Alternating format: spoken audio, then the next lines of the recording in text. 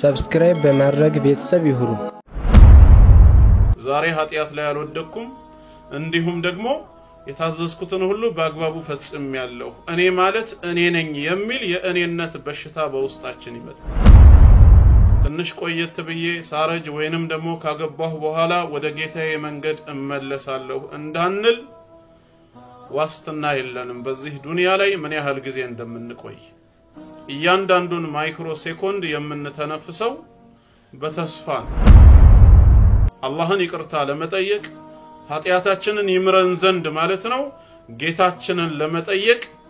ቋንቋ አይወስንም። ከአላህ ረህመት ከጌታችሁ ህዝነት መቼም ይሁን መቼ ተስፋን አትቁረጡ። ኢነላህ የግፊሩ الذنوب جميعا አላህ ኃጢያትን በጠቅላላ ይምራልና ይላል። አንድ የአላህ ባሪያ እጆቹን ቢስሚላህ ብሎ ሲታጠብ በእጁ የሰራው ኃጢያት በጠቅላላ ከመጨረሻው የውሃ ጠብታ ወይም ጥራጊ ጋር አብሮ ይወገዳል። أما بعد فسلام الله عليكم ورحمته وبركاته. ودنا يتكبراችሁ ሙስሊም ወንድሞቼና እህቶቼ እንደምን አደራችሁ እንደምን አመሻችሁ? አልহামዱሊላህ ረቢል ዓለሚን እኔ በጣም ደህና ነኝ። ኢንሻአላህ ዛሬ አላህ ፍቃዱ ከሆነ ስለ ኃጢያት ስርየት እንነጋገራለን። አላህ ተጠቃሚ ያደርገን። ወኢኒ ለገፋር እኔ ኃጢያትን ይቅር ባይ ነኝ በመደበቅ የማልፍ ጌታ ነኝ ይላል። ሊመን ታበ በመጸጸት ወደኔ ለተመለሰ ወአመነ እንዲሁም ላመነ ወዓሚለ ሷሊሃ መልካም ስራንም ለሰራና ثم اهتدى ወደ ቅን ጎዳናም ለተመራና በእምነቱ ቀጥላ ለሰው በዚህ አየት ዙሪያ ኢንሻአላህ የተወሰነ ቆይታ እናደርጋለን። ይሄ አየት አጠቃላይ የደህንነት መንገዶችን ሰብስቦ የያዘ ነው። አንድ ሰው መዳንን ከፈለገ የኃጢያት ስርየትን ከፈለገ የአላህን ይቅርታ ለማግኘት የሚፈልግ ከሆነ ምን ማሟላት አለበት የሚለው በዚህ አየት ውስጥ ተካቷል። አላህ ሲጀምር መጀመሪያ አንድ መለኮታዊ ስሙን እንዲሁም ባህሪያቱን በማስተዋወቅ ነው የጀመረው። ወኢኒ ለገፋር እኔ አልገፋር ነኝ ይላል። አልገፋር اسم من اسماء الله عز وجل ከአላህ መለኮታዊ ስሞች መካከል አንደኛው ስም አልገፋር ነው። كثير المغفرة ምህረተ ብዙ የሆነ የባሪያዎቹን ኃጢያት ይቅር የሚል ኃጢያታቸውን የሚደብቅና የሚሰትር ነው። የሰውነታችንን አይብ በልብስ የሸፈነው ጌታ አላህ ኃጢያታችንንም እንደዚሁ በባሪያዎቹ ፊት ሳያጋልጠን በጨለማም ሆነ በሌሎች ነገሮች የሚደብቅ ነው። ነገ የውሙል ቂያማም እንደዚሁ የአማኝ ባሪያዎቹን አይብና ኃጢያት የሚደብቅላቸው ነው። ሰታረ العيوب ነው አላህ። اللهم كما سترتنا عيوبنا في الدنيا فاسترنا يوم القيامة. እናም እኔ አልገፋር ነኝ እጅግ በጣም ምህረተ ብዙ ኃጢያትን ይቅር ባይ የሆንኩ አምላክ ነኝ ይላል። ከኔ መግፊራ የሚፈልግ ሰው ምህረትና ይቅርታን ግን ማግኘት የሚፈልግ ሰው ከዚህ በኋላ ያሉ ነገሮችን ማሟላት አለበት ይላል። እነዚህን ነገሮች ለማሟላት ራሳችንን ማዘጋጀት አለብን። ይህንን ላሟላ ሰው ምህረቴ ሰፊ ነው። ምንድናቸው እነዚህ መስፈርቶች ሲባል ወኢኒ ለገፋር ሊመን ታብ አንደኛ ሊመን ታብ ለተመለሰ ሰው ተውበት ላደረገ ንስሐ ለገባ ሰው ይላል። የመጀመሪያው መስፈርት ከኃጢያታችን ተውበት መግባት አለብን ማለት ነው። ንስሐ ማድረግ አለብን። ሁላችንም ኃጢያተኞች ነን። ያንደኛው ኃጢያት ከሌላኛው ሊለያይ ይችላል በመጠኑም ሆነ በአይነቱ። ነገር ግን ከኃጢያት ወይ ከስህተት የሚጠራ ሰው የለም። የውርስ ኃጢያት ባይኖርብንም የግብር ኃጢያት አለብን ማለት ነው የምንተገብረው የምንሰራው የሆነ ሁሌም ኃጢያት ማለት አላሁ Subhanahu Wa Ta'ala አትቅረቡት አትዳፈሩት ብሎ የከለከለንን ነገር መዳፈር ላይ ብቻ አይደለም አድርጉት ስሩት ብሎ ያዘዘንንም ነገር በአግባቡ አለ መስራት ኃጢያት ነው ማለት ነው ከህጉ ማውጣት ነው በአላህ ረህመት በአላህ ተውፊቅና ጥበቃ የተከለከልነውን ነገር ዛሬ ሳንፈጽም እንኳን ብንውል አልহামዱሊላህ የአላህ ጥበቃ ነው ግን የታዘዝነውን ነገር ራሱ በአግባቡ ላንፈጽም እንችላለን የታዘዝነውን ነገር በአግባቡ መፈጸም አለመቻላችን በራሱ ሌላ ኃጢያት ነው ማለት ነው ወይንም ደግሞ በድጋሚ የታዘዝነውንም እንደዚሁ በአግባቡ ፈጽመን ከሆነ አሁንም የአላህ ተውፊቅ ነው አልহামዱሊላህ በሌላ በኩል ኃጢያት ሊመጣብን ይችላል ምን በስራ መመጻደቅ ዛሬ ኃጢያት ላይ አልወደኩም እንዲሁም ደግሞ የታዘዝኩትን ሁሉ በአግባቡ ፈጽሜያለሁ እኔ ማለት እኔ ነኝ የሚል የእኔነት በሽታ በውስጣችን ይመጣል ሸይጣን በብዙ መንገድ ይመጣብናል ማለት ነው ስለዚህ ብዙ ስህተቶች ይኖርብናል ብዙ ጥፋቶች ይኖርብናል ለዚህ ሁሉ ግን የጌታችን ረህመት የጌታችን መግፊራ በቂ ነውና ተውበት ላደረገ ሰው ምህረትን አደርግለታለሁ ይላል ነቢያችን አለይሂ ሰላቱ ወሰለም ኩሉ በኒ አደም ኸጣኡን የአደም ልጆች በጠቅላላ ተሳሳቾች ናቸው በጣም በብዙ ስህተት ይፈጽማሉ ወኸይሩል ኸጣኢን ከተሳሳቾች ሁሉ በላጩ ደግሞ አተዋቡን በተውበት የሚመለሱ ናቸው ንስሐ በመግባት ተውበት በማድረግ ወደ ጌታቸው መንገድ የሚመለሱት እነርሱ በላጮች ናቸው ይለናል ስለዚህም የመጀመሪያው መንገድ ተውባ ነው ማለት ነው ወደ አላህ በንስሐ በተውበት ልንመለስ ይገባናል ለዚህም ነው ጌታችን አላህ ያ አዩሀለዚነ አመኑ ቱቡ ኢለላሂ ተውበተን ነሱሃ የሚለን እናንተ በኔ ጌትነት ያመናችሁ ባሮቼ ሆይ ሁላችሁም ወደ አላህ በመጸጸት ተውበት በማድረግ ተመለሱ ይላል እሱም ተውበተን ነሱሃ ትክክለኛ የሆነች ተውበት ምህረትን ሊያስገኝ የሚችል ማለት ነው بأن يفعل التائب الواجبات ويترك المحرمات ተውበትን የሚያደርገው አካል ንስሐ የሚገባው ሰው ግዳጅ የሆኑ ነገሮችን ሊተገበር حرام ነገሮችን ሊተው ማለት ነው እናም የመጀመሪያው መስፈርት ከኃጢያታችን ተውበት ማድረግ አለብን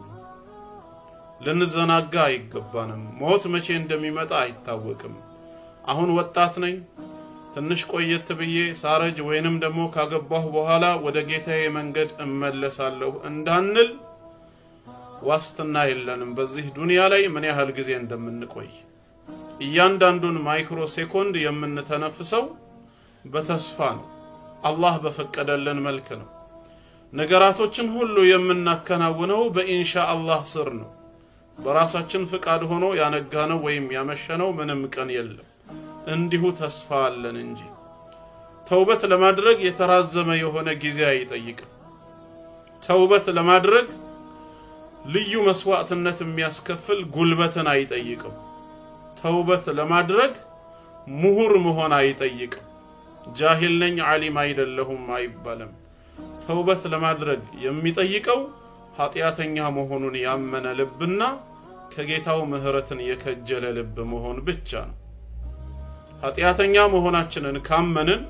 ከአላህ ውጪ ማንም ሊምረን እንደማይችል ካረጋገጥን ያ ረቢ ብለን እጃችንን አንስተን ኃጢያታችንን ከተናዘዝን ጌታ አላህ መሃሪ ነው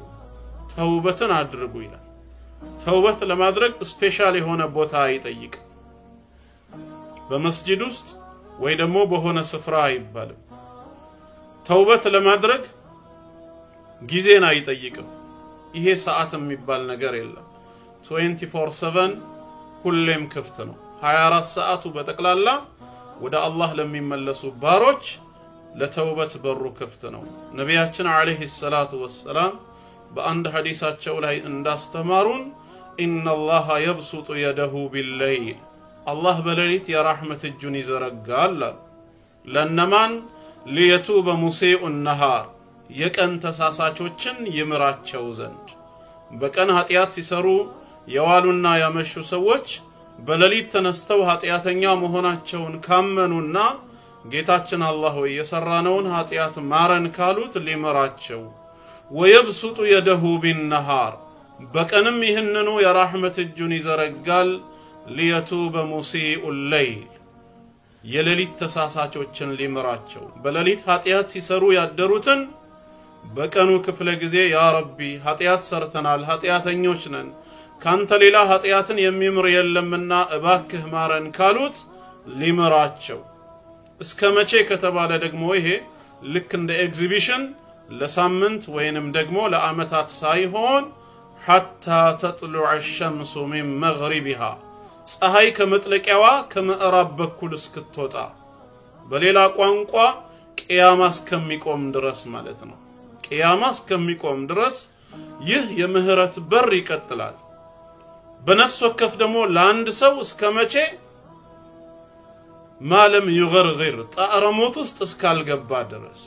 ግን መቼ ነው ጣዕረሞት ውስጥ የሚገባው መቼ ነው አጀሉ የሚደርሰው ማንንም ሰው ስለማያውቅ የጸጸት ቀን ከመምጣቱ በፊት ከወዲሁ እጅን አንስቶ ያ ረቢ ማለት ይቻላል አሁን ባለንበት ሁኔታ ላይ ሆነን ከልባችን እጃችንን አንስተን ጌታችንን ልንለምነው እንችላለን ቋንቋ ይጠይቅ አላህን ይቅርታ ለመጠየቅ ኃጢያታችንን ይምረን ዘንድ ማለት ነው ጌታችንን ለመጠየቅ ቋንቋ አይወስንም አረብኛ አልችልም ወይ ሌላ አይባልም ቋንቋን ሁሉ የፈጠረ ጌታ አላህ በመፈልገው ወይም እኛ በመንችለው ቋንቋ በእንለምነው የሚሰማ አምላክ ነው አይደለም ለቋንቋ የምንጨነቀው እኛ ይቅርና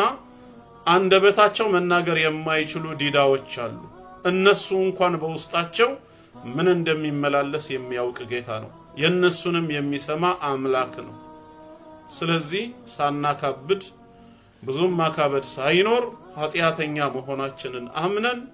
ወደ አላህ መንገድ ልንመለስ ይገባናል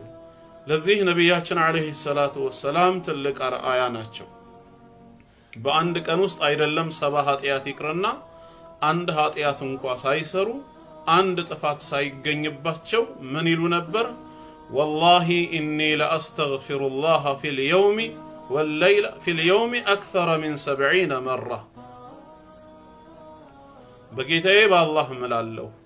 እኔ በየቀኑ ከ7 ጊዜ በላይ ጌታዬን استغفار ጠይቀዋለሁ ምህረትን ከእርሱ ፈልጋለሁ ይላሉ ከ7 ጊዜ በላይ استغفار የሚያደርጉት 7 ስህተት ኖሮባቸው አይደለም አንደኛ ለኛ አርአያ ይሆኑ ዘንድ ነው ቁድዋ ሐሰና መልካም አርአያ ይሆኑ እንዲሆኑን ነው ሁለተኛ ደግሞ ተውበት ማድረግ ሁሌም ራስን ዝቅ ማድረግ ኃጢያትን ማሰረዝ ብቻ ሳይሆን ሌላኛው ጥቅሙ አላህ ዘንድ ያለንን ክብርና ደረጃ ከፍ ስለሚያደርገው ሁሌም من تواضع لله رفعه الله ብለው ነብዩ መሐመድ አለይሂ ሰላቱ ወሰለም እንዳስተማሩን ለአላህ ብሎ ራሱን ዝቅ ያደረገ ራሱን ያስተናነሰን ባሪያ አላህ በክብር በደረጃ ከፍ ያደርገዋል ብለዋል ስለዚህም ሁሌም استغفار ከማድረግ ልንቦዝን አይገባም ወንድም እህቶች استغفارን አብዙ ተውበትን አብዙ ብለው ከመከሩን ምን ኃጢያት ሰርቼ ምን አጥፍቼ ማለት አይተበከብንም ይሄ ራሱ ሌላ ጥፋት ነውና ሁሌም ኃጢያት ማለት የተከለከልነውን ነገር መስራት ብቻ አይደለም የታዘዝነውንም በአግባቡ ላንሰራ እንችላለን ወይም የታዘዝነውን እንኳን በአላህ ተውፊቅ በአግባቡ ሰርተን ተመልሰን ልንመጻደቅበት እንችላለን ወይንም ደግሞ ሌሎች ተውፊቅ ባላገኙ ወንድምና እህቶች ላይ የንቀትን ባህሪ ልናሳይ እንችላለን በብዙ ቀዳዳ ሊገባ ይችላል ማለት ነው ኃጢያት ስለዚህ استغفارን ማብዛት ለኛው ክብር ለኛው ጥቅም እንጂ ውርደትና ጉዳት የለውም واني لغفار الى ጌታችን አላህ አሁንም ምህረተ ሰፊ ነኝ ይቅር ባይ ነኝ لمن تاب ተውበት በማድረግ በመጸጸት ወደኔ ለተመለሰ ሰው የአላህ ምህረቱ ሰፊ ነው አላህ የማይምረው ኃጢያት የለም ለምን ኩፍርና ሽርክ አይሆንም ከኩፍርና ከሽርክ የበለጠ ወንጀል በዚህ ዓለም ላይ የለም ከኩፍርና ከሽርክ የበለጠ ኃጢያት ምድራችን አልተሸከመችም ግን የኩፍርና የሽርክ ባለቤት የሆኑ ሰዎች ከመሞታቸው በፊት ከኩፍራቸውና ከሽርካቸው ተውበት አድርገው ወደ አላህ መንገድ ከተመለሱ አላህ እነሱንም ይምራል ሰሃቦችን ብቻ ማየት በቂ ነው ረዲየላሁ ዐንሁም አላህ መልካም ስራቸውን ይወደድላቸው በነብዩ መሐመድ አለይሂ ሰላቱ ወሰላም ሰበብ በሳቸው ዳዕዋና ጥሪ ምክንያት ብዙዎቹ ከነበሩበት የሽርክ የጣዖት አምልኮ ነው ወደ አንድ አምላክ አምልኮ ወደ ላ ኢላሃ ኢላላህ የተመለሱት ወደ እስልምና መምጣት ብቻ ሳይሆን ለዚህ ኡማ ፈርጥና አርአያ ሞዴልም የሆኑት በሳቸው ሰበብ ነው የመጀመሪያ ህይወታቸው ምን ነበር ሲባል ሽርክ ላይ ነበሩ ግን የራህመት ነብይ ዳዕዋ አደረጉላቸው በሳቸው ሰበብ እውነቱ ሲደርሳቸው የጌታቸው የአላህ ረህመት ለነሱም ሲሆናቸው ሰለሙ ማለት ነው ስለዚህ አላህ ሙሽሪክንም ቢሆን ካፊርንም ቢሆን ተውበት አድርጎ በንስሐ ወደሱ መንገድ ከተመለሰ የሚምር ጌታ ነው ሱረቱ ዙመር ቁጥር 53 ላይ በግልጽ ተናግሯል በ39ኛው ሱራ አንቀጽ 53 ላይ قل يا عبادي الذين اسرفوا على انفسهم እናንተ በነፍሶቻችሁ ላይ ድንበር የጣሳችሁ ወሰን ያለፋችሁ ባሮቼ ሆይ ይላል ኃጢያትን በመስራት የአላህን ህግጋት በአግባቡ ባለመተግበር ወሰን ያለፋችሁ ባሮቼ ሆይ لا تقنطوا من رحمة الله ከአላህ ረህመት ከጌታችሁ ህዝነት መቼም ይሁን መቼ ተስፋን አትቁረጡ إن الله يغفر الذنوب جميعا الله ኃጢያትን በጠቅላላ ይምራልና ይላል የማይምረው ምንም ነገር የለም በጠቅላላ إنه هو الغفور الرحيم እርሱ ይቅርባይና አዛኝ መሐሪ የሆነ ጌታ ነውና ብሏል ስለዚህም وانيبوا الى ربكم ይላል ወደ ጌታችሁ ቶሎ ብላችሁ በተውበት በመጸጸት ተመለሱ واسلموا له ለርሱም ታዘዙ እጅ ስጡ ነው የሚለው ቅጣቱ ወደኛ ከመምጣቱና ረዳትንም ከማጣታችን በፊት ወደ ጌታችን መንገድ በተውበት በንስሐ ልንመለስ ይገባናል ተውበት ማድረግ ሁሌም ክብር ነው መለያችን ሊሆን ይገባናል ስለዚህም ኢንሻአላህ በተውበት ላይ ጠንካራ ልንሆን ይገባል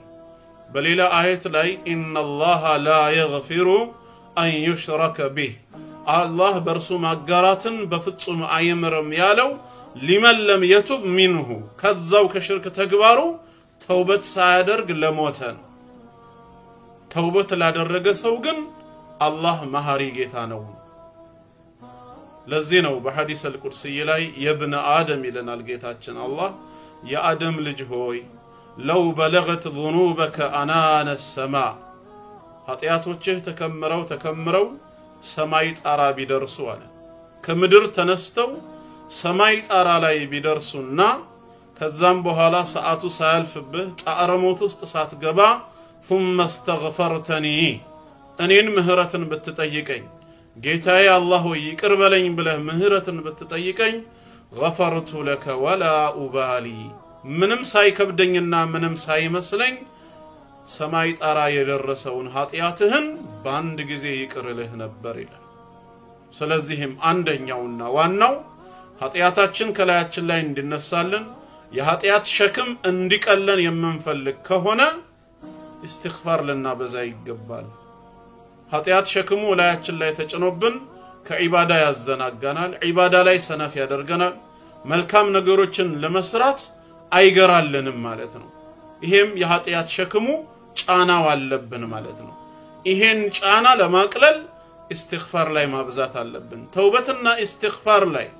መሰረታዊ ሆነን በየእለቱ የምናደርግ ከሆነ ቅለቱን ራሱ በህይወታችን እናገኘዋለን ከጊዜ በኋላ ዒባዳ ገር ይሆንልናል አይከብደንም ቀለል ባለ መልኩ ዒባዳን ስንፈጽም ለካ የዛኔ ያሰረኝ ኃጢያቴ ነው ብለን መረዳት እንጀምራለን ማለት ነው استغفار ወይም ተውበት ሰኞ ተደርጎ ማክሰኞ ሮብ የሚዘለል አይደለም ሁሌም በዘውታሪነት አላህን ልንጠይቅ ይገባል ማለት ነው አላህን በዘውታሪነት ልንለምነው ይገባል ይሄ አንደኛው የኃጢያት ስርየት የሚገኝበት መንገድ ነው ተግባብተናል አላህ ከ1400 ዓመት ጀምሮ ባወረደው ቁርአኑ አማካኝነት استغفار ግቡ ያለ በየዕለቱ እየነገረን ቃሉም እየተነበበ ነው ዓሊሞቻችንም እየመከሩን ነው እናም استغفار ልናበዛ ይገባናል ሁለተኛው ደግሞ ሌላው ምንድነው واني لغفار لمن تاب وآمن እንዲሁም ላመነ ይላል ከተውበት በኋላ ላመነም ሰው ማሃሪ ነኝ ያለ ነው ኢማናችንን ማደስ አለብን በጌታችን በአላህ ትክክለኛ እምነት ሊኖረን ይገባል ፈጣሪ አምላካችን አላህ የሁሉ ነገር ጌታ ነው ፈጣሪ አምላካችን አላህ ዩኒቨርሱን ካለመኖር ወደ መኖር ያመጣ ይህንን አጽናፈ ዓለም ብቻውን የፈጠረ ሲፈጥርና ዓለሙን ሲመራ ወይም ሲገዛና ሲቆጣጠር ያለ አጋር የሚመራ አንድና ብቸኛ ጌታ መሆኑን አምነን ተቀበለናል ደግሞም ይሄ ጌታችን አምላካችን አላህ ዓለማትን ብቻውን እንደፈጠረ ዓለማትን ብቻውን እንደሚመራ የሚመለከውም ብቻውን ነው ከርሱ በስተቀር ማንንም አብሮት ሊመለክ የሚችል ሌላ አካል የለም ብቻውን እንደፈጠረ ብቻውን ይመለካል መላእክትም ሆኑ ነቢያት ጻድቃንም ሆኑ ሰማዕታት ጉኡዛን ፍጥረታትም ሆኑ ሙታን አካላት ከዒባዳ ወይም ከአምልኮ አንዳችም ድርሻ ሊኖራቸው አይገባም ዒባዳ ወይም አምልኮ የተባለ ነገር በጠቅላላ ለአንድ አላህ ብቻ ነው የሚቀርበው ለምን አላህ ብቻውን የዓለማት ጌታ የዓለማት ፈጣሪና ንጉስ ስለሆነ በንግስናው ተጋሪ የሌለው አላህ በመፍጠር ሂደቱ ተጋሪ የሌለው አላህ አምልኮ ላይ ተጋሪ ሊበጅለት አይገባም ይሄ አምላካችን አላህ አሁንም አምሳያና ቢጤ የሌለው ሞክሽና ተወዳዳሪ የሌለው ብቻውን ያለ አንድ አምላክ ነው ስለዚህም አላህ ላይ ያለንን እምነት ሁሌም ልናጠናክር ይገባናል በመላእክት እናምናለን በነቢያቱም እናምናለን በወረዱ መለኮታዊ መጽሐፍቶች አምነናል ከሞት በኋላ ህይወት አለ ዳግም መቀስቀስ መኖሩን አምነን ተቀበለናል ቀዳ ወልቀደር በዚህ ዓለም ላይ የሚከናወን ማንኛውም ክስተት ጥሩም ሆነ መጥፎ አስቀድሞ ውሳኔው ከአላህ ዘንድ የተላለፈ መሆኑን ሁሉ እናምናለን በጥቅሉ አርካኑል ኢማኑ ሲታ ስድስቱ የእምነት ማዕዘናት የሚባሉት መሰረታዊ የእምነት ክፍሎችን ተቀበለናል ማለት ነው እናም ይህንን እምነት ለያዘ ሰው እኔ መሐሪ ነኝ ይያለ ነው እምነት በራሱ ምን አለው ማለት ነው ኃጢያትን ያሰርዛል ማለት ነው እናም واني لغفار لمن تاب وآمن ተውበት አድርጎ እንዲሁም ላመነ ሰው እኔ ምህረተ ሰፊ አምላክ ነኝ ይያለ ነው ቀጥሎ ደግሞ وعمل صالحا መልካም ስራንም ለሰራ ታዛዥነት ኃጢያትን ያስወግዳል መልካም ስራ ኃጢያትን ያጠፋል ብለን እናምናለን አላህ በሱረቱ ሁድ እንደነገረን ኢነል ሐሰናት يذهبن السيئات መልካም ስራዎች ኃጢያትን ያስወግዳሉ ተብሏል ስለዚህ ጌታችን መልካም ስራ ኃጢያትን ያስወግዳሉ ካለ በመልካም ስራ ላይ ልንበራታ ይገባናል ነቢያችን አለይሂ ሰላቱ ወሰላምም በአንድ ሐዲሳቸው በዚሁ ጉዳይ ላይ የመከሩን ምክር አለ ኢተቂላህ ሐይቱ ማ ኩንት የትም ስፍራ ላይ ሆነህ አላህን ፍራ ያዘዘህም በመታዘዝ የከለከለህም በመከልከል ጌታህን አላህን ፍራ ወአትቢኢ السيئات الحسنه ኃጢያትን ስትሰራ በመትኩ መልካም ስራን አስከትል ተምሁሃ ይህ መልካም ስራ ኃጢያትህን ያብስልሃልና وخالق الناس بخلق حسن ሰዎችንም ጥሩ በሆነ ባማረ ስነ ምግባር ቅረባቸው እና መልካም ስራ ኃጢያትን ምን ያደርጋል ያስወግዳል በሌላም ሐዲሳቸው እንዳስተማሩት الصلوات الخمس አምስት ወቅት ሶላቶች አንድ ሶላት ተሰግዶ ቀጣይ ሶላት እስኪመጣ ማለት ነው والجمعه الى الجمعه جمعه ሶላት ተሰግዶ ቀጣይ ጁምዓ እስኪመጣ ورمضان الى رمضان የረመዳን ወር ተጾሞ ቀጣይ አመት ረመዳን እስኪመጣ እነዚህ ስራዎች ብቻ ሙከፍራቱ لما بينهن በመሐከላቸው የሚሰሩ ኃጢያቶችን የሚያሳብሱና የሚያጠፉ ናቸው إذا اجتنبت الكبائر ግለሰቡ ታላላቅ ኃጢያቶችን እስከራቀ ድረስ ከታላላቆቹ ውጪ ያሉ ሌሎች ኃጢያቶችን አላህ በታዛዥነቱ ወይም በመልካም ሥራው ሰበብ ይቅር ይለዋል ኃጢያቱን ያጠፋለታል እናም በመልካም ሥራ ላይ ሁላችንም ልንበረታታ ይገባል ማለት ነው አንድ ሰላት ተሰግዶ ሌላ እስኪመጣ ጁምዓ ተሰግዶ ቀጣይ ሳምንት ጁምዓ እስኪመጣ ረመዳን ተጾሞ ቀጣይ ረመዳን እስኪመጣ ማለት ነው መልካም ሥራ ኃጢያትን ያጠፋል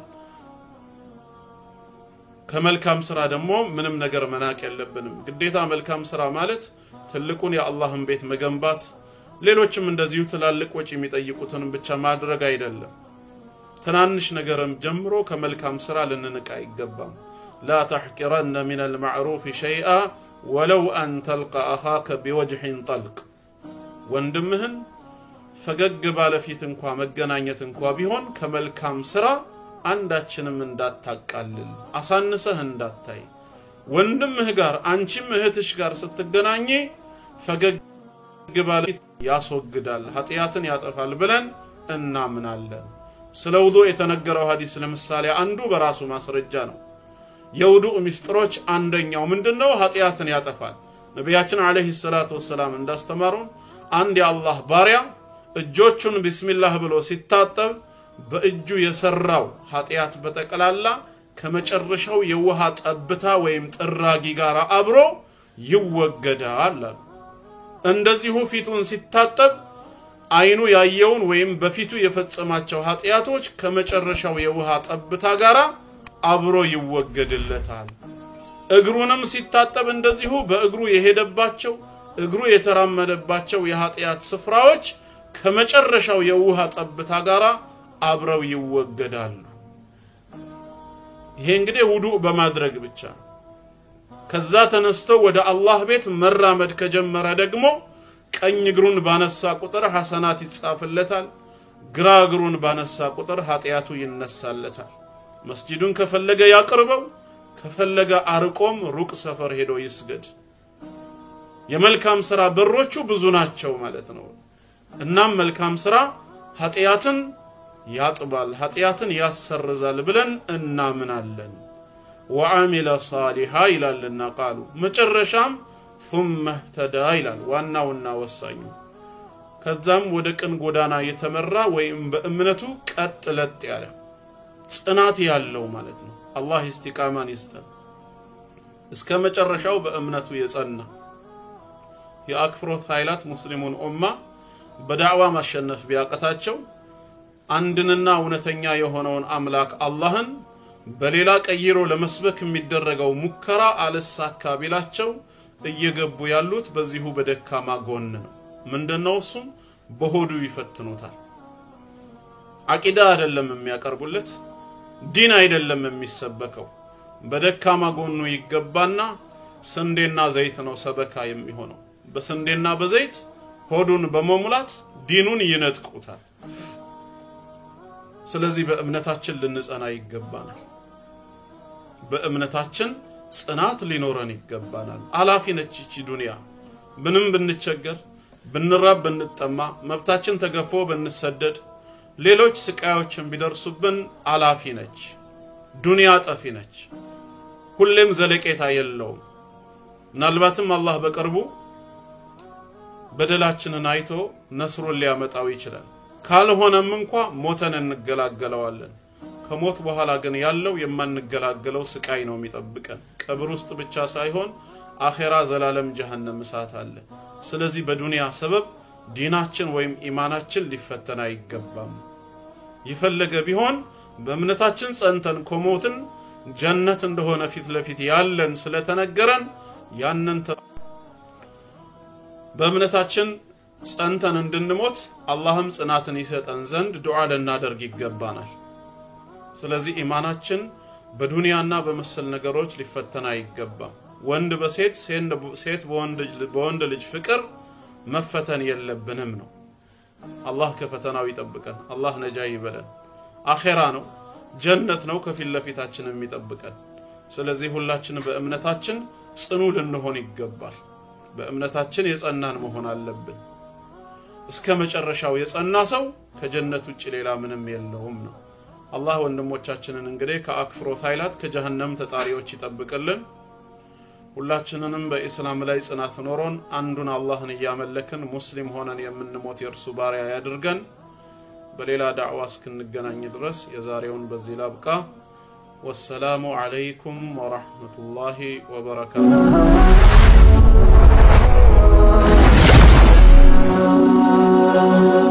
ሰብስክራይብ በማድረግ ቤተሰብ ይሁኑ።